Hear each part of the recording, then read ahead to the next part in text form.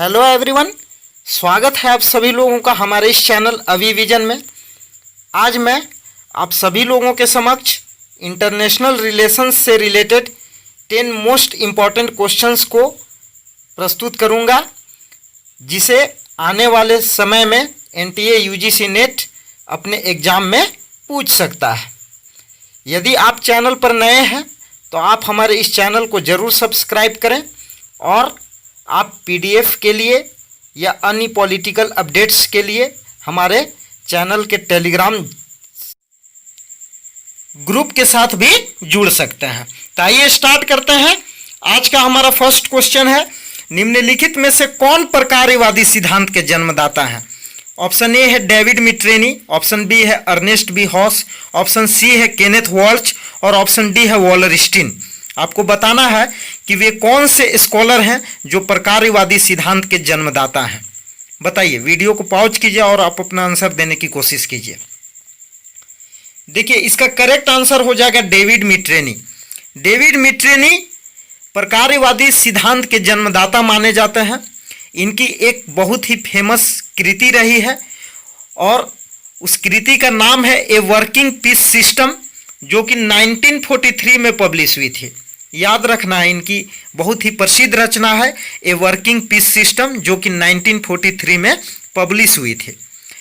इनके अनुसार, अर्थात प्रकार्यवादियों के अनुसार, तकनीकी व वैज्ञानिक क्षेत्रों में सहयोग के द्वारा राज्यों के मध्य बेहतर संबंधों का निर्माण किया जा सकता है। इनका मानना है कि तकनीकी व वैज्ञानिक क्षेत्रों में यदि सहयोग किया जाए तो राज्यों के मध्य बेहतर संबंधों का निर्माण किया जा सकता है। प्रकार्यवादी सबसे पहले राजनीतिक, तकनीकी और आर्थिक क्षेत्रों का विभाजन कर देते हैं और उनका मानना है कि राजनीतिक क्षेत्र में सहयोग नहीं हो पाता क्योंकि राज्य परस्पर अविश्वास करते हैं, वह एक दूसरे को संदेह की दृष्टि से देखते हैं।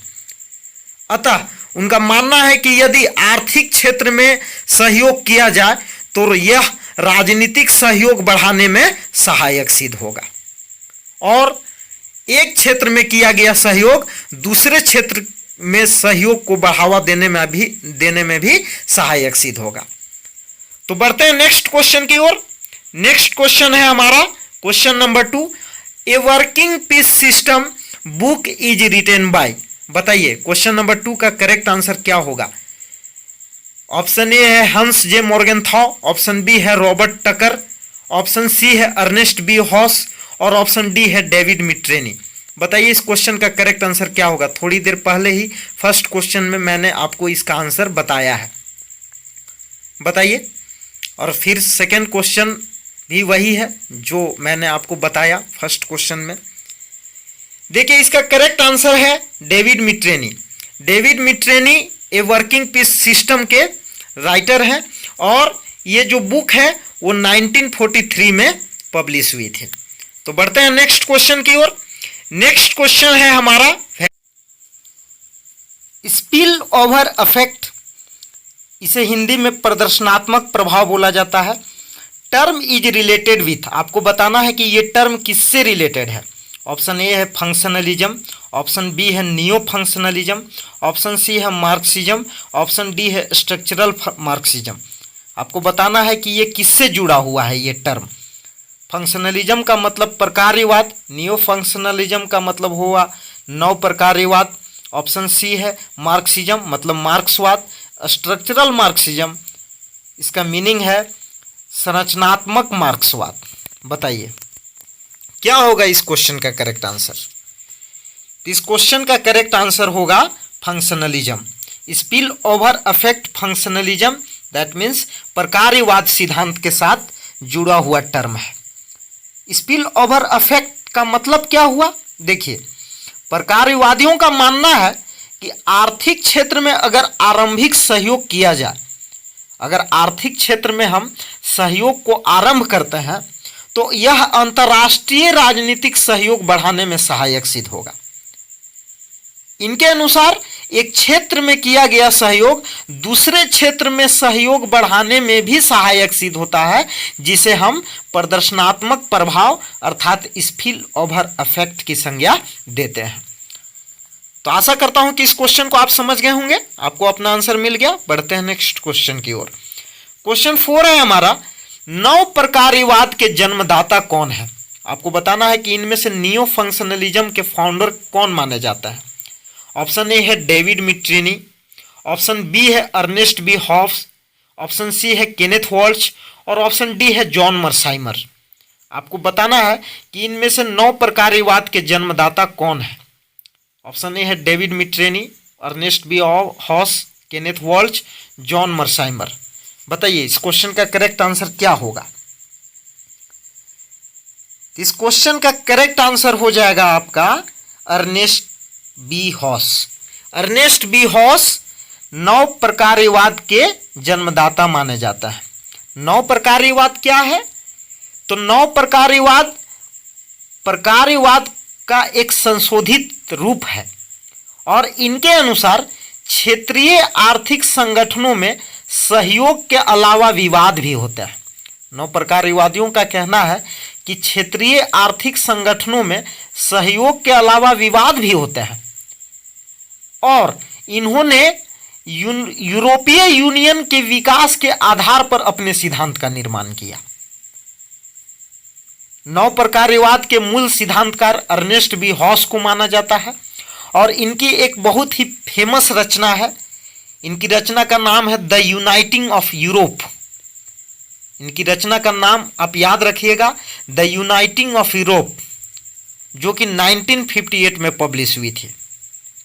ये बहुत ही इंपॉर्टेंट है आपके एग्जाम के दृष्टिकोण से, क्योंकि बुक, ऑथर और उसके प्रकाशन वर्ष से जो क्वेश्चन है वो बार बार पूछा जाता है एग्जाम में।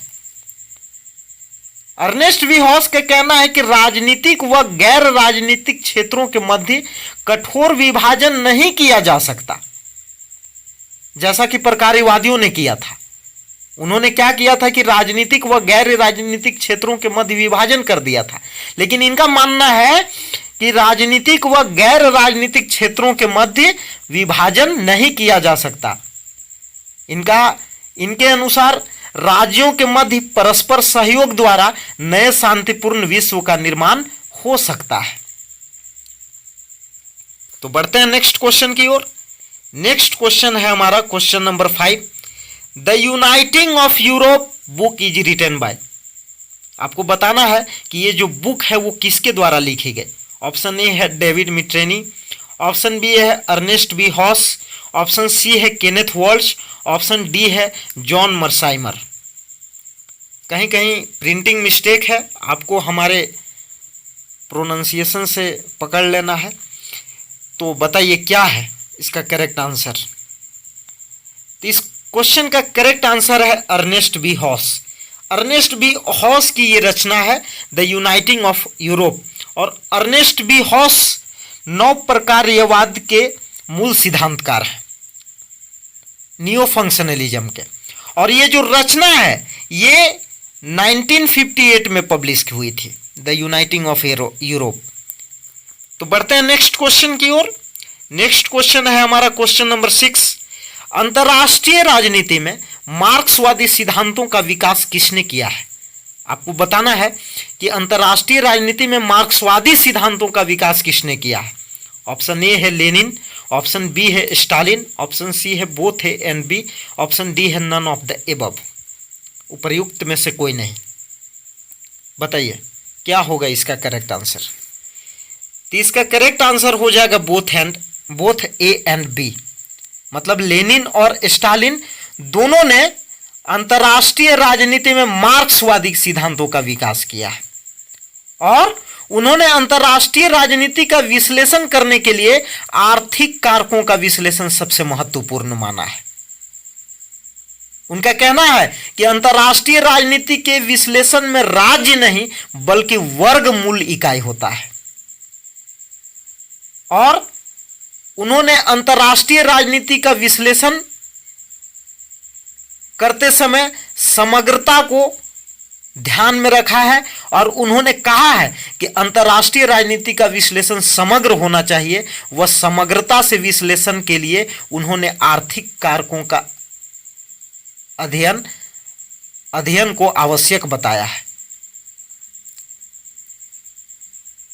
तो बढ़ते हैं नेक्स्ट क्वेश्चन की ओर। नेक्स्ट क्वेश्चन है हमारा क्वेश्चन नंबर 7। किसके अनुसार पूंजीवाद साम्राज्यवाद एक ही सिक्के के दो पहलू हैं? Very very most important question. आपको बताना है कि किसके अनुसार पूंजीवाद साम्राज्यवाद एक ही सिक्के के दो पहलू हैं। ऑप्शन ए है मार्क्सिज्म, दैट मीन्स मार्क्सवाद। ऑप्शन बी है नियो मार्क्सिज्म, नव मार्क्सवाद। ऑप्शन सी है फंक्शनलिज्म, प्रकार्यवाद। ऑप्शन डी है नियो फंक्शनलिज्म, नव प्रकार्यवाद। बताइए क्या होगा इस क्वेश्चन का करेक्ट आंसर? किनका कथन है कि पूंजीवाद साम्राज्यवाद एक ही सिक्के के दो पहलू हैं? इस क्वेश्चन का करेक्ट आंसर हो जाएगा मार्क्सिज्म। मार्क्सवादियों के अनुसार पूंजीवाद व साम्राज्यवाद एक ही सिक्के के दो पहलू हैं। तो बढ़ते हैं नेक्स्ट क्वेश्चन की ओर। क्वेश्चन नंबर 8 है हमारा। किसने कहा है कि अंतरराष्ट्रीय राजनीति में मार्क्सवाद का कोई सिद्धांत ही नहीं है? ऑप्शन ए है मार्टिन वाइट। ऑप्शन बी है डेविड मिट्रेनी। ऑप्शन बी है अर्नेस्ट बी हॉस और ऑप्शन डी है वॉलरस्टीन। आपको बताना है कि इनमें से कौन ऐसे विचारक हैं जिन्होंने ये कहा है कि अंतरराष्ट्रीय राजनीति में मार्क्सवाद का कोई सिद्धांत ही नहीं है।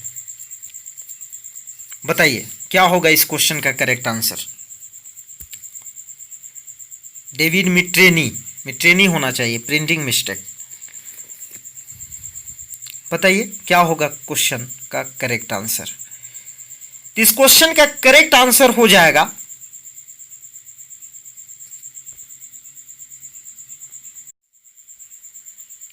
इस क्वेश्चन का करेक्ट आंसर होगा मार्टिन वाइट। मार्टिन वाइट ने कहा है कि अंतरराष्ट्रीय राजनीति में मार्क्सवाद का कोई सिद्धांत ही नहीं है। तो आपको याद रखना है इसका आंसर अच्छे से कि ये स्टेटमेंट किसका है। अंतरराष्ट्रीय राजनीति में मार्क्सवाद का कोई सिद्धांत ही नहीं है, ये स्टेटमेंट किसने कहा है? तो मार्टिन वाइट ने कहा है। देखिए, मार्क्स ने अंतरराष्ट्रीय राजनीति के संदर्भ में किसी भी व्यवस्थित सिद्धांत का निर्माण नहीं किया है और लेनिन ने भी अंतरराष्ट्रीय राजनीति का कोई व्यवस्थित सिद्धांत निर्मित नहीं किया। लेकिन अगर परोक्ष रूप से देखा जाए तो उन्होंने परोक्ष रूप में अंतरराष्ट्रीय राजनीति का विश्लेषण किया है। वह साम्राज्यवाद का अध्ययन करते हुए लेनिन ने कहा है कि पूंजीवादी देश बुर्जुआ वर्ग के सदस्य हैं तथा एशियाई अफ्रीकी देश सर्वहारा वर्ग के सदस्य हैं। तो बढ़ते हैं नेक्स्ट क्वेश्चन की ओर। नेक्स्ट क्वेश्चन है क्वेश्चन नंबर 9। क्वेश्चन नंबर 9 है हमारा। Imperialism pioneer of capitalism book is written by. आपको बताना है कि ये फेमस कृति किसकी है। ऑप्शन ए है बिल वॉरेन। ऑप्शन बी है स्टालिन। ऑप्शन सी है लेनिन। ऑप्शन डी है अर्नेस्ट बी हॉस। आपको बताना है कि ये फेमस कृति किसकी है। बताइए क्या होगा इस क्वेश्चन का करेक्ट आंसर? इस क्वेश्चन का करेक्ट आंसर होगा बिल वॉरेन। बिल वॉरेन के द्वारा यह बुक लिखी गई है। बिल वॉरेन एक समकालीन मार्क्सवादी सिद्धांतकार हैं और उन्होंने imperialism pioneer of capitalism book को लिखी है और ये जो बुक है ये 1980 में पब्लिश हुई थी। ये बुक 1980 में पब्लिश हुई थी। बुक और उसके ऑथर आपके लिए बहुत ही इंपॉर्टेंट है। मैं बार बार इस बात का जिक्र करता हूं आप सभी लोगों के समक्ष। इसलिए ये जो बुक है और ये जो ऑथर का नेम है और इनकी जो पब्लिशिंग ईयर है ये आपके माइंड में सेट हो जानी चाहिए। इंपेरियलिज्म पायनियर ऑफ कैपिटलिज्म 1980 नामक रचना में बिल वॉरेन ने साम्राज्यवाद को सकारात्मक शक्ति मानते हुए इसे पूंजीवाद के विकास में सहायक तत्व माना और इन्होंने मार्क्स की मान्यताओं को स्वीकार करते हुए तीसरी दुनिया के देशों में उपनिवेशवाद को पूंजीवाद के विकास के रूप में एक सहायक शक्ति भी माना,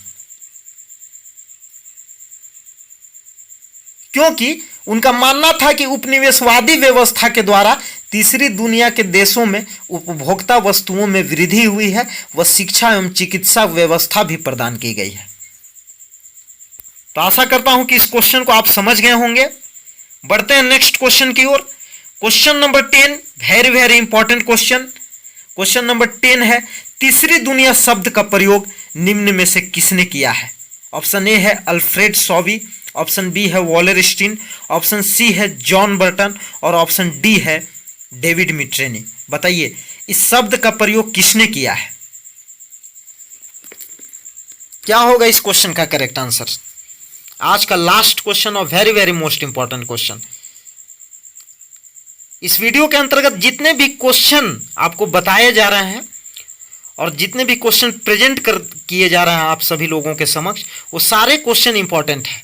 UGC net exam political science के दृष्टिकोण से तो इंपॉर्टेंट है ही, साथ ही साथ अन्य कॉम्पिटिटिव एग्जाम के लिए भी ये क्वेश्चन बहुत ही बेनिफिशियल है।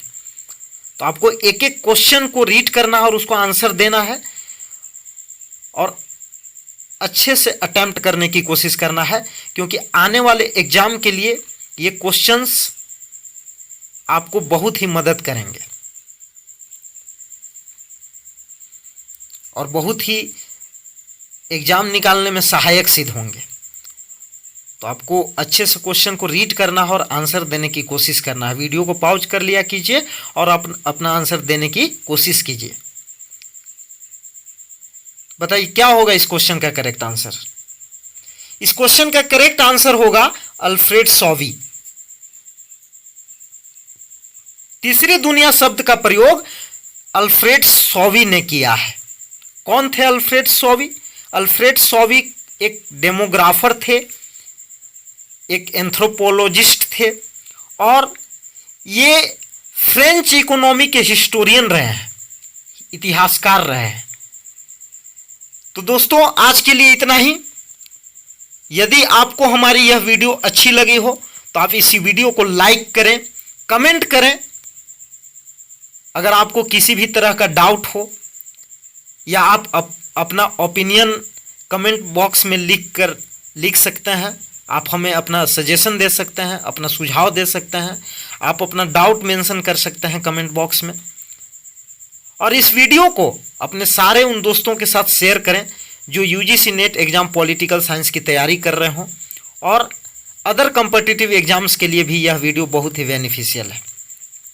हमारे चैनल को जरूर सब्सक्राइब करें, बेल आइकन को भी प्रेस कर लें ताकि आपको हमारे आने वाली हर वीडियो की नोटिफिकेशन मिलती रहे। तो आज के लिए इतना ही। जाने से पहले मैं आपको एक बात और बता देना चाहता हूं कि यदि आपने इंटरनेशनल रिलेशंस और पॉलिटिकल थ्योरी से रिलेटेड एमसीक्यू क्वेश्चंस को अटेम्प्ट नहीं किया है तो हमारे चैनल के प्लेलिस्ट में जाकर उन क्वेश्चंस को भी अपने से अटेम्प्ट करने की कोशिश कीजिए, क्योंकि वो क्वेश्चंस आपके एग्जाम पॉइंट ऑफ व्यू से बहुत ही इंपॉर्टेंट है। तो दोस्तों आज के लिए इतना ही। मिलते हैं नेक्स्ट वीडियो में।